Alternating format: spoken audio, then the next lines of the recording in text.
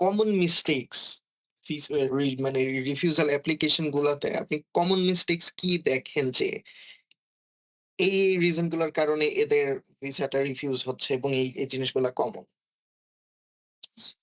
এখানে অনেকগুলো বিষয় আছে। যেমন ধরেন মিস্টেকস এর মধ্যে একটা হলো আমি ব্যাংক স্টেটমেন্টে জমা দিলাম আমার ৬ টা পেজ। ফর এক্সাম্পল আমি একটা মিসিং পেজ হয়ে গেল। ডকুমেন্টস একটা হয় না? অনেক সময় ডকুমেন্ট মিসিং হয়ে গেল। স্পন্সরের নাম হুম, উল্টাপাল্টা বা ফার্স্ট ব্লাড এর মা বা বাবার অ্যাকাউন্ট তার সাথে নাম ঠিক নেই।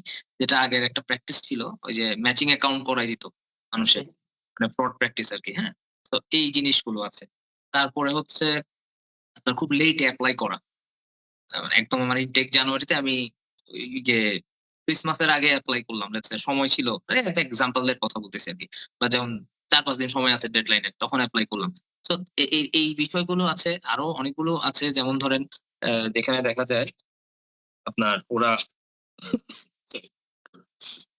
হ্যাঁ, গ্যাপ থাকে স্টুডেন্টদের। এই গ্যাপটা তারা ঠিকমতো এক্সপ্লেইন করে না। 2-3 ইয়ার্স এর গ্যাপ আছে।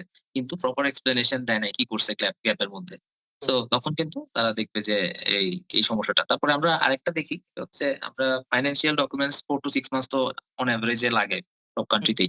ইউকে ছাড়া। ইউকে তে 28 ডেজ বলে। তো এখানে লার্জ সাম ডিপোজিট করে ফেলে অল্প সময়ের মধ্যে।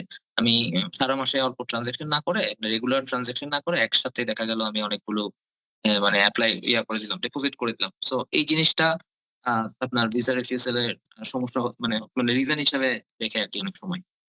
তো আচ্ছা। এগুলোই মেইন আরকি ভাইয়া। তারপর প্রিপারেশন, ইন্টারভিউ প্রিপারেশন আমি অনেক আউটস্মার্টেড ব্যক্তি ধরেন ওয়েল স্পোকেন কিন্তু ইন্টারভিউ অফিসার আপনার সাথে এত কথা বলার তার সময় নেই।